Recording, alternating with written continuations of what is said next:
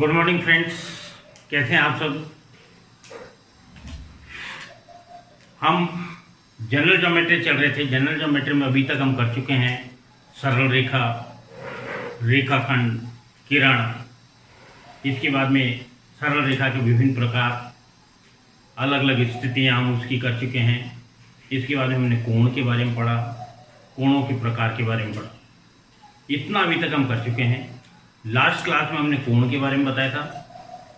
वहीं से हम जहां हमने कल छोड़ा था वहीं से स्टार्ट करते हुए कल हमने बताया था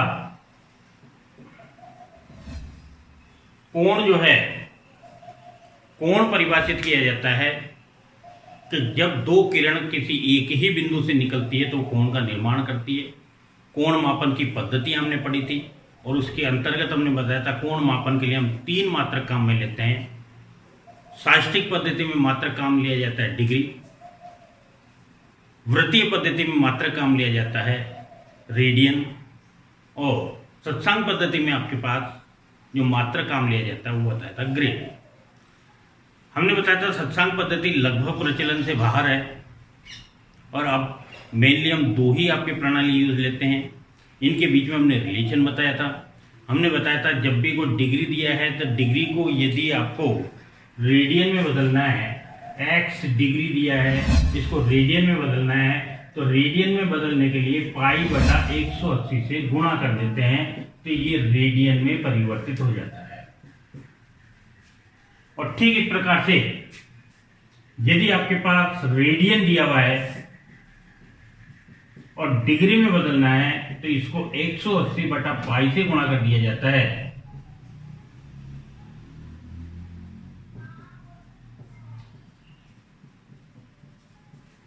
तो ये डिग्री में परिवर्तित हो जाता है। ये पिछली क्लास में हम पढ़ चुके हैं। पिछली क्लास में हमने बताया था कि कोण का फार्मूला वृत्तीय आधार पर यदि बात करते हैं तो वृत्तीय आधार पर कोण का फार्मूला चाप बटे त्रिज्या होता है। यानी कि किसी वृत्त में परिधि पर किन्हीं 2 बिंदुओं के बीच का भाग चाप कहलाता है और इस चाप द्वारा केंद्र पर आंतरिक कोण जो है, इस कोण को परिभाषित किया जाता है कि इस चाप की लंबाई और इस त्रिज्या, इन दोनों का अनुपातिक मान। तो किसी वृत्तीय माप के अंतर्गत कोण की परिभाषा हमने कही है कि किसी वृत्त के अंतर्गत चाप और त्रिज्या दोनों का अनुपातिक मान जो है, यह अनुपातिक मान हमेशा कोण को भ्रष्ट करता है।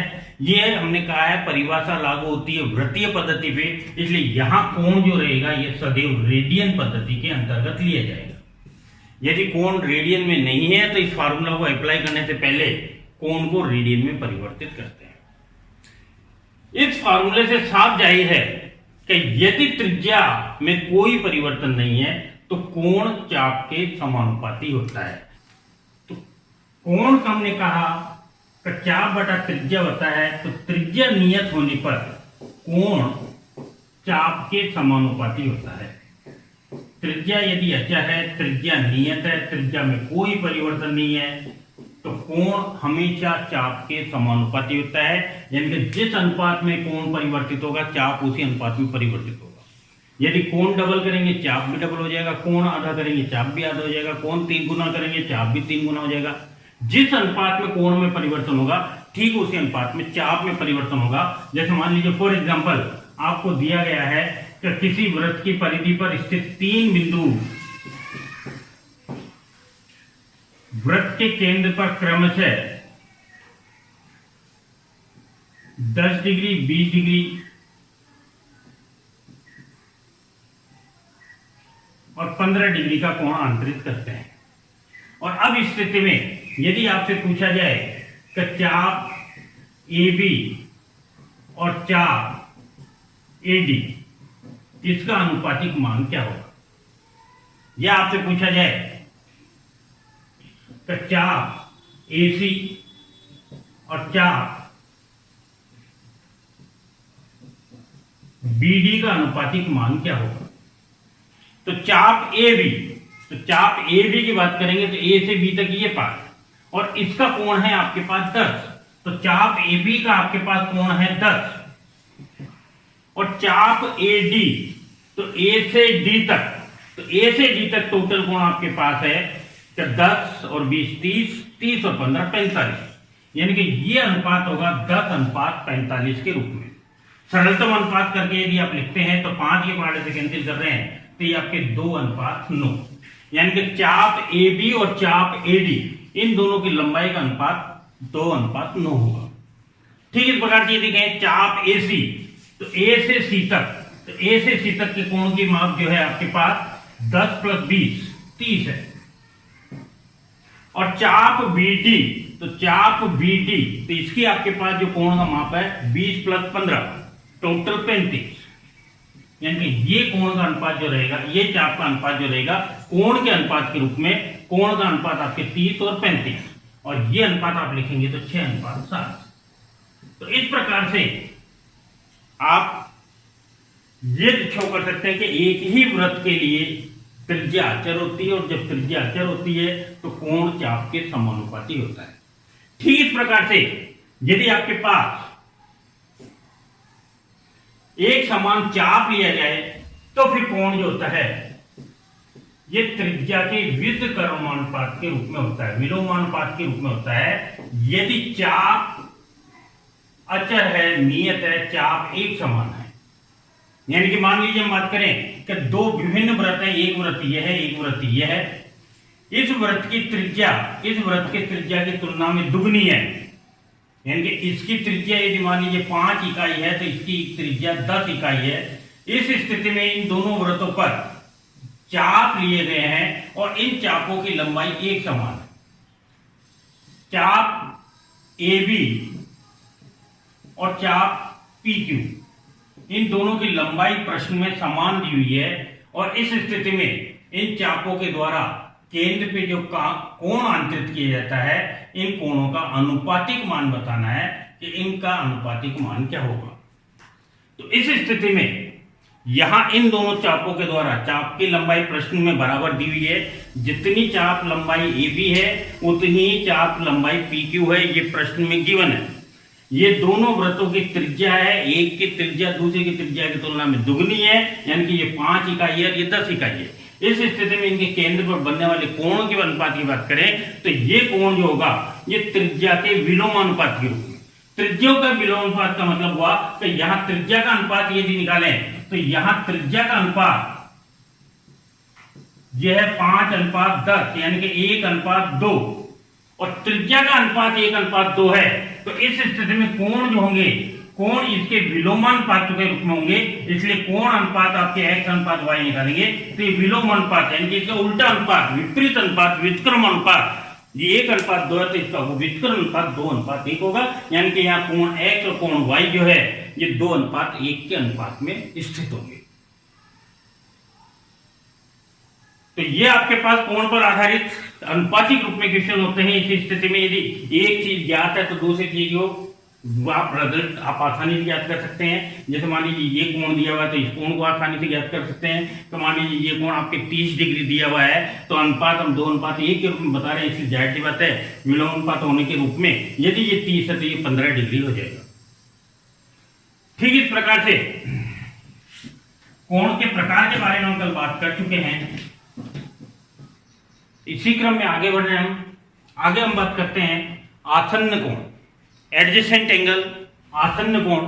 आसन्न कोण किसे कहते हैं कि यदि कोई दो कोण इस प्रकार से है कि इनके मध्य एक शीर्ष और एक भुजा उभयनिष्ठ है, एक शीर्ष और एक भुजा दो आपके पास कोणों के मध्य उभयनिष्ठ है, कॉमन है, तो इस स्थिति में ये दोनों कोण आपस में आसन्न कोण कहलाते हैं। जबकि शेष दो भुजा परस्पर विपरीत दिशा में हो। ध्यान रहे, जैसे यहां यदि हम बात करते हैं तो यहां देखिए एक कोण आपके पास है AOB और एक कोण आपके पास है AOC और एक कोण आपके पास है BOC और एक कोण आपके पास, इनकी बात करें तो यहाँ कुल 3 कोण है और 3 कोणों के आधार पर ये 3 पेयर 3 युग्म बन सकते हैं, AOB और AOC, AOB AOC। इन दोनों त्रिभुज इन दोनों कोणों में ये OA भुजा दोनों में कॉमन है, उभयनिष्ठ है, O वर्टेक्स आपके पास कॉमन है। तो भुजा और शीर्ष कॉमन होते हुए भी ये दोनों कोण आपस में आसन्न कोण नहीं कहलाएंगे। या कोण AOB तो AOB और BOC तो BOC, इसमें BO भुजा दोनों में आपके पास उभयनिष्ठ है, O शीर्ष कॉमन है, तो एक भुजा और एक शीर्ष कॉमन होते हुए भी ये आपस में आसन्न कोण नहीं है। क्योंकि आसन्न कोण के लिए हमने बताया कि उभयनिष्ठ भुजा के अतिरिक्त दूसरी भुजा जो है ये कोण के परस्पर विपरीत दिशा में होनी चाहिए। तो यहां आपके पास ये उभयनिष्ठ भुजा OC जो है इस OC के विपरीत दिशा में OA और OB, इसलिए ये आपके कोण जो है आसन्न कोणों का युग्म होगा। तो यहां आसन्न कोणों का युग्म जो है ये आपके AOC और BOC, ये आसन्न कोणों का युग्म है, क्योंकि इसमें OC कॉमन भुजा हो गई, O कॉमन वर्टेक्स हो गया, और साथ ही साथ जो उभयनिष्ठ भुजा नहीं है ये परस्पर विपरीत दिशा में स्थित है, इसलिए यहां आसन्न कोण का पेयर ये होगा। तो आसन्न कोण के लिए आपके पास कंपल्सरी शर्त जो बताई, पहला बताया हमने एक शीर्ष कॉमन होना चाहिए, एक शीर्ष उभयनिष्ठ। दूसरी कंपल्सरी शर्त बताइए एक भुजा उभयनिष्ठ। और तीसरी मेन जो शर्त है कि उभयनिष्ठ भुजा के अतिरिक्त अन्य भुजा जो है ये आपके पास परस्पर विपरीत होनी चाहिए। तो ये आपके मेन का आपकी तीसरी बची हुई भुजा, ये दो भुजाओं के लिए उभयनिष्ठ भुजा के अलावा शेष बची हुई भुजा जो है ये भुजा परस्पर विपरीत दिशा में स्थित होनी चाहिए। तो ये कोण आपस में आसन्न कोण कहलाते हैं। यहां कोण X और Y आपस में आसन्न कोण है, क्योंकि इसमें शीर्ष O उभयनिष्ठ है, भुजा OC उभयनिष्ठ है, और ये उभयनिष्ठ भुजा के विपरीत दिशा में बने हुए कोण है। ठीक इस प्रकार से पूरक कोण, पूरक कोण हम नाम देते हैं ऐसे कोण जिनका योग 90 डिग्री हो। यदि ये दो कोण आपके इस प्रकार से हैं, कोण X और कोण Y, ये दो कोण इस प्रकार से हैं कि इन दोनों का योग 90 डिग्री है, तो इस स्थिति में X और Y जो होंगे ये परस्पर पूरक कोण कहलाएंगे। यदि कोई दो कोण इस प्रकार से हैं कि उनका योग 90 डिग्री है, तो वे कोण आपस में एक दूसरे के पूरक कोण कहलाते हैं। जैसे मान लीजिए आप कहें 10 डिग्री, तो 10 डिग्री का पूरक कोण,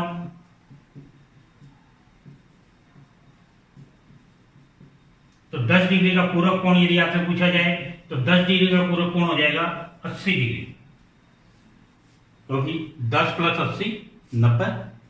मान लीजिए आपके पास कहें 20 डिग्री का पूरक कोण, तो 20 डिग्री का पूरक कोण 70 डिग्री, क्योंकि 20 और 70 90।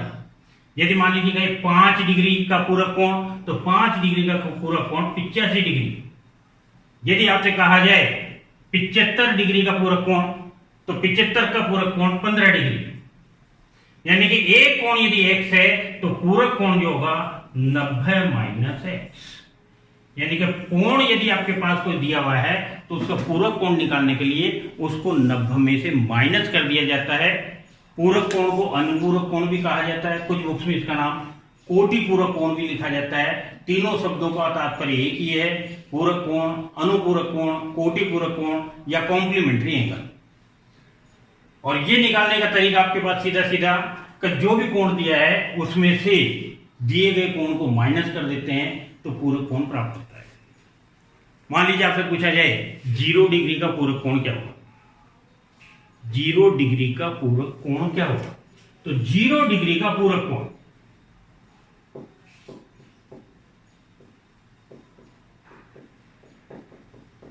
जाहिर सी बात है 90 - 0।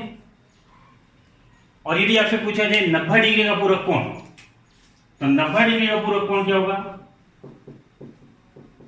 तो 90 डिग्री का पूरक कोण 90 माइनस 90 यानी कि 0 डिग्री। यदि प्रश्न आपके पास है कि कोई कोण अपने पूरक कोण का आधा है, तो कोण का मान क्या होगा? कोई कोण अपने पूरक कोण का आधा है, कोई कोण यानी कि x अपने पूरक कोण का, तो ये x है तो इसका पूरक कोण 90 माइनस x, और ये कोण जो है प्रश्न कह रहा है इस कोण का आधा है, तो इस कोण का मान क्या होगा? ये कोण इसके आधे के बराबर, यानी कि कोण, कोई कोण पूरक कोण का आधा,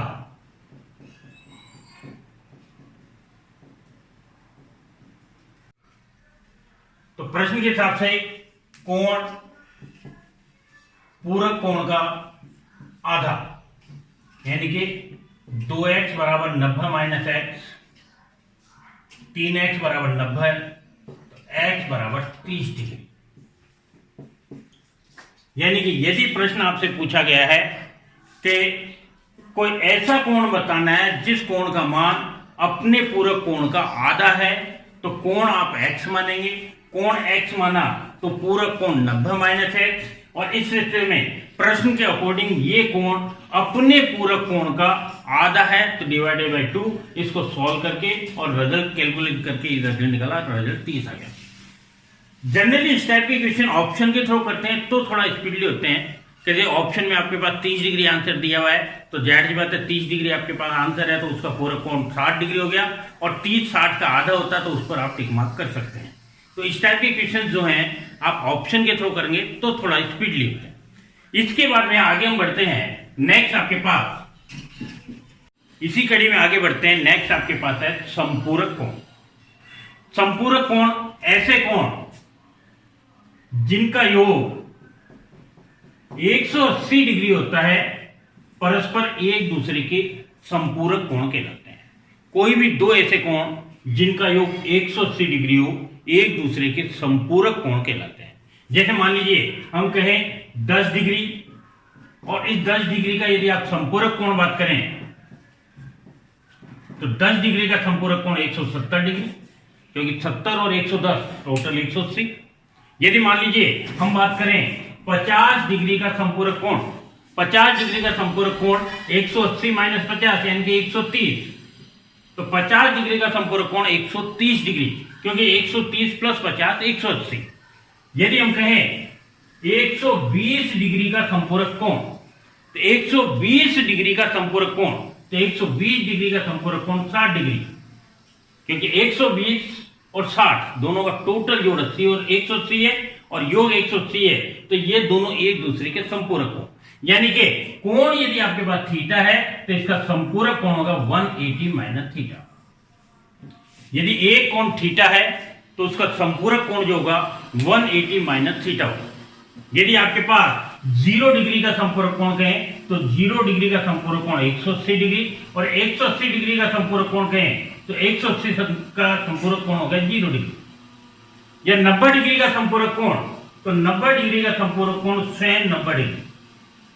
तो कोई भी ऐसे दो कोण जिनका कुल योग 180 होता है, परस्पर एक दूसरे के संपूरक कोण कहलाते हैं। यहां 10 डिग्री का संपूरक कोण 170 है, और 170 का संपूरक कोण 10 डिग्री है। यहां 90 का संपूरक कोण 90 डिग्री है। यहां 0 का संपूरक कोण 180 डिग्री, और 180 का संपूरक कोण 0 डिग्री।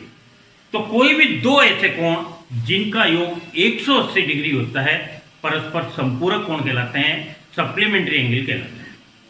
इसकी श्रृंखला में आगे हम बात करते हैं रेखिक युग्म। रेखिक युग्म, लीनियर पेयर। रेखिक युग्म या लीनियर पेयर आपके पास जो है एक सरल रेखा पर बने कोण। कोई एक सरल रेखा दी है, ये सरल रेखा है, और इस सरल रेखा पर यदि आपके पास ये दो कोण बने हुए हैं, तो ये दोनों कोण रेखिक युग्म कोण कहलाते हैं। यानी कि आप यदि यहां बात करें तो रेखिक युग्म जो है ये सदैव संपूरक कोण होते हैं, क्योंकि यहां रेखिक कोणों का योग हमने बताया 180 डिग्री और संपूरक कोण की परिभाषा भी हमने बताई है कि योग 180 डिग्री। यानी कि रेखिक युग्म कोण जो होते हैं ये सदैव संपूरक कोण होंगे। रेखिक युग्म कोण सदैव संपूरक कोण होते हैं।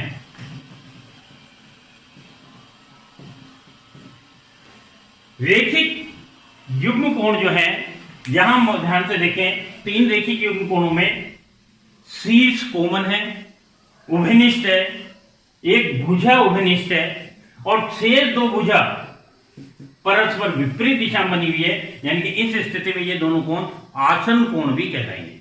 यानी कि हम ये भी कह सकते हैं कि रेखिक युग्म कोण जो होते हैं ये आसन्न कोण होते हैं।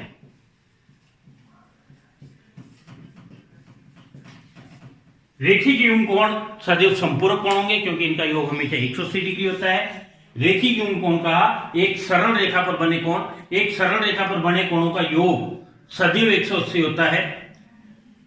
जैसा हमने बताया कि एक बिंदु के चारों तरफ बने कोणों का योग तो 360 डिग्री, लेकिन एक रेखा पर बने कोणों का योग जो होता है ये सदैव 180 होता है। तो एक रेखा पर यदि कोई दो कोण इस प्रकार से रखे हैं तो इनका योग हमेशा 180 डिग्री होगा और इनका योग 180 डिग्री है, इसीलिए रेखिक युग्म कोण को हम संपूरक कोण भी कह सकते हैं कि ये सदैव संपूरक कोण होते हैं। इसके अलावा रेखिक युग्म कोण जो है ये इस प्रकार से बने हुए कि इनमें एक शीर्ष और एक भुजा कॉमन है, इसलिए इनको हम आसन्न कोण भी कहते हैं। तो रेखिक युग्म कोण संपूरक कोण भी होते हैं और साथ ही साथ आसन्न कोण भी होते हैं। नेक्स्ट हम बात करते हैं शीर्षाभिमुख कोण, vertically opposite angle. Vertically opposite angle शीर्षाभिमुख कोण, शीर्ष अभिमुख यानी कि शीर्ष यानी कि बिंदु पर, अभिमुख यानी कि परस्पर विपरीत दिशा में। यानी कि जब दो रेखाएं परस्पर एक दूसरे को किसी एक बिंदु पर प्रतिच्छेद करती है तो इस स्थिति में परस्पर विपरीत दिशा में बनने वाले जो कोण है ये शीर्षाभिमुख कोण कहलाते हैं। यहां आपके ये रेखा AB और CD ये परस्पर O बिंदु पर एक दूसरे को प्रतिच्छेद कर रही है, तो O बिंदु पर परस्पर विपरीत दिशा में बनने वाले जो कोण है ये कोण शीर्षाभिमुख कोण कहलाते हैं। शीर्षाभिमुख कोणों की विशेषता होती है कि ये सदैव एक दूसरे के समान होते हैं, जितना ये होगा उतना ही ये होगा, दोनों कोण हमेशा एक समान। यहां आपके पास CD पूरी एक रेखा है और रेखा यदि है तो अभी भी मैंने पढ़ा कि एक रेखा पर बने कोण जो हैं ये आपके रेखिक युग्म कहलाते हैं जिनका योग 180 होता है। इस आधार पर ये यदि x है तो ये कोण आपके पास होगा 180 - x और ये 180 - x है तो इसके शीर्षाभिमुख कोण ये है और ये शीर्षाभिमुख कोण है, इसलिए ये कोण भी 180 - x।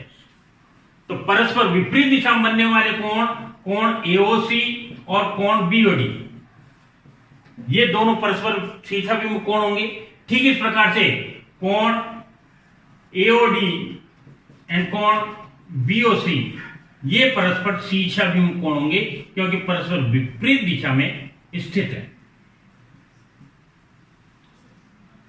अगेन इसी श्रृंखला में आगे बढ़े तो नेक्स्ट आपके पास है एकांतर कोण।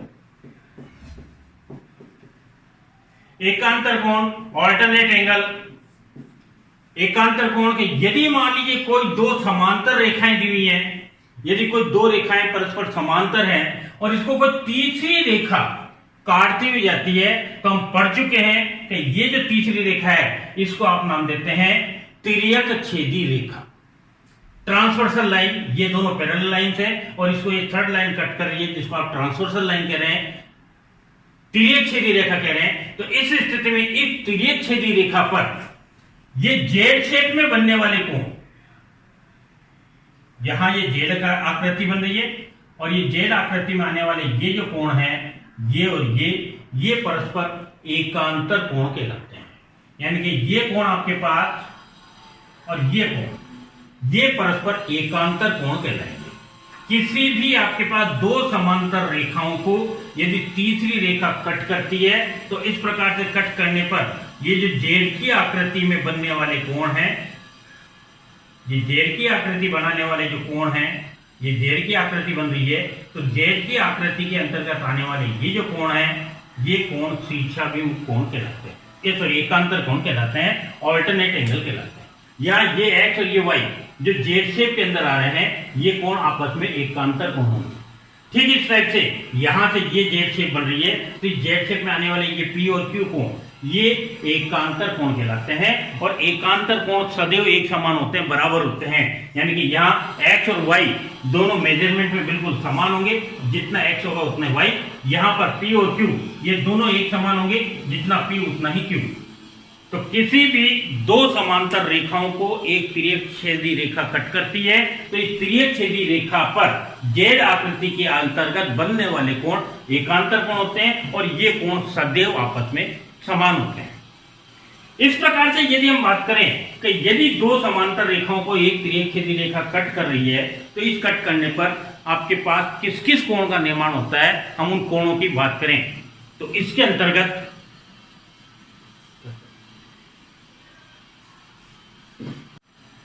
नेक्स्ट आगे बात करते हैं हम संगत कोण, कॉरस्पॉन्डिंग एंगल। संगत कोण या कॉरस्पॉन्डिंग एंगल हमारे पास होता है कि यदि कोई दो समांतर रेखाओं को तीसरी तिर्यक छेदी रेखा कट करती है, प्रतिच्छेद करती है, तो इस तिर्यक छेदी रेखा के द्वारा समांतर रेखाओं पर समान दिशा से बनने वाले कोण, दो समांतर रेखाओं को एक तिर्यक छेदी रेखा कट कर रही है, तो समान दिशा से बनने वाले कोण संगत कोण यानी कि कॉरस्पॉन्डिंग एंगल्स कहलाते हैं। जैसे यहां ये दो परस्पर समांतर रेखा, ये तिर्यक छेदी रेखा, और इसमें ये और ये परस्पर समान दिशा से बनने वाले कोण, तो कोण बी और कोण क्यू ये परस्पर संगत कोण कहलाएंगे, और संगत कोण सदैव एक समान होते हैं।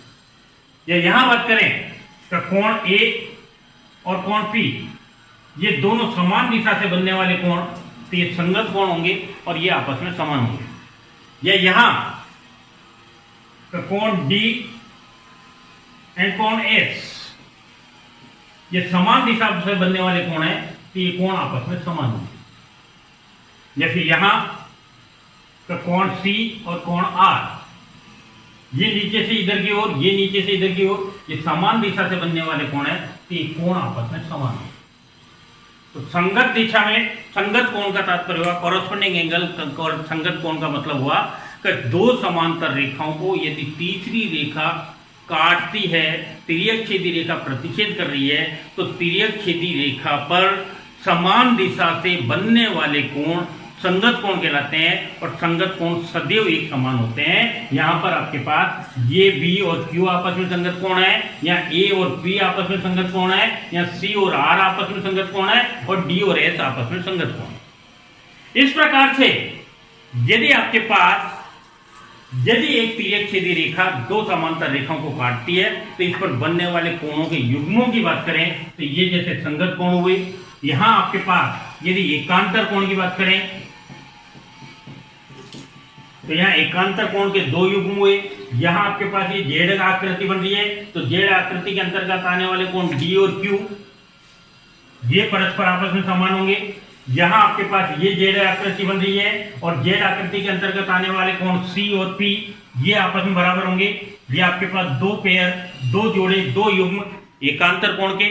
यहां यदि हम बात करें तो ये एक स्ट्रेट लाइन है, सरल रेखा है, सीधी रेखा है, और इसको ये रेखा कट कर रही है। तो जब दो रेखाएं आपस में प्रतिच्छेद करती है, तो अभी मैंने बताया कि परस्पर विपरीत दिशा से बनने वाले कोण ये आपके शीर्षाभिमुख कोण या सम्मुख कोण होते हैं। तो ये शीर्षाभिमुख कोण, इनके अंतर्गत शीर्षाभिमुख कोणों के जो पेयर बनेंगे, जोड़े बनेंगे, कि ए और सी परस्पर विपरीत दिशा से बनने वाले शीर्षाभिमुख कोण, या बी और डी परस्पर विपरीत दिशा से बनने वाले शीर्षाभिमुख कोण, या पी और आर परस्पर विपरीत दिशा से बनने वाले शीर्षाभिमुख कोण, या क्यू और एस परस्पर विपरीत दिशा से बनने वाले शीर्षाभिमुख कोण।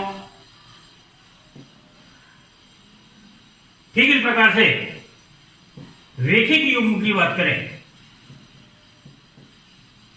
तो रेखिक युग्म के अंतर्गत लीनियर पेयर, रेखिक युग्म, रेखी कोण हम बता चुके हैं, एक सरल रेखा पर बनने वाले कोण। जहां हम बात करें ये सरल रेखा है तो इस पर बनने वाले ये कोण ए और बी ये रेखी युग्म का कार्य करेंगे, इनका योग 180 होगा। ये यहाँ सी और डी एक रेखा पर बनने वाले कोण है, इनका योग 180 डिग्री होगा। या फिर यहां बात करें कि ये सरल रेखा है और ये सरल रेखा है तो इस पर बनने वाले ये दोनों कोण, समान दिशा से बनने वाले कोण, ये रेखी योग का कार्य करते हैं, तो ए और डी इन दोनों का योग 180 है। और ठीक इस प्रकार से यहां पर ये सरल रेखा पर बनने वाले कोण बी और सी और इनका योग भी 180 डिग्री।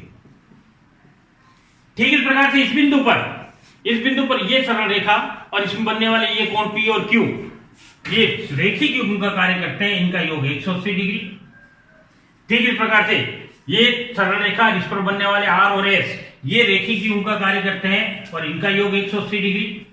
ठीक इस प्रकार से यहां आपके पास ये सीधी सरल रेखा और इस पर बनने वाले कोण पी और एस ये रेखी युग्म का कार्य करते हैं और इनका योग 180 डिग्री।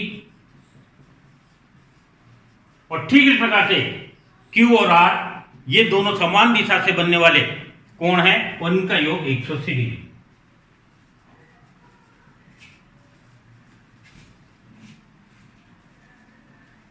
तो ये सभी रेखिक युग्म हो गए। कुल मिला के यहां पर आपके पास इस फिगर में बात करें तो इस फिगर में आपके पास कुल 8 रेखिक युग्म बन रहे हैं, एक ए बी का, एक सी डी का, एक ए और डी का, एक बी और सी का। इस बिंदु पर 4 युग्म और इस प्रकार से इस बिंदु पर बात करें तो पी और क्यू का, आर और एस का, पी और एस का, क्यू और आर का 4 युग्म यहां पर और 4 युग्म यहां पर, यानी कि कुल 8 रेखिक युग्म बनते हैं।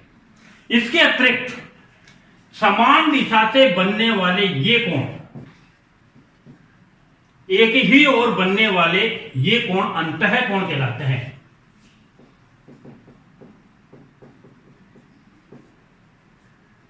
समान दिशा से बनने वाले कोण ये अंतः कोण कहलाते हैं और इन अंतः कोणों का योग भी सदैव 180 होता है। यानी कि यहां सी और क्यू समान दिशा से बनने वाले ये आपके अंतः कोण जो है, इन दोनों अंतः कोणों का योग 180 डिग्री होगा। ठीक इस प्रकार से यहां पर समान दिशा से बनने वाले ये दोनों कोण अंतः कोण कहलाते हैं और इनका योग भी 180 डिग्री होता है। तो आशा है आपको ये सब समझ में आया होगा। अब इससे रिलेटेड प्रैक्टिस क्वेश्चंस के हम अगले उसमें डिस्कस करेंगे। एक छोटा सा टॉपिक आपके पॉलीगॉन और बच गया, उसके करने के बाद में हम प्रैक्टिस क्वेश्चंस करेंगे। फिर पुनः मिलते हैं कल। थैंक यू, धन्यवाद, गुड बाय।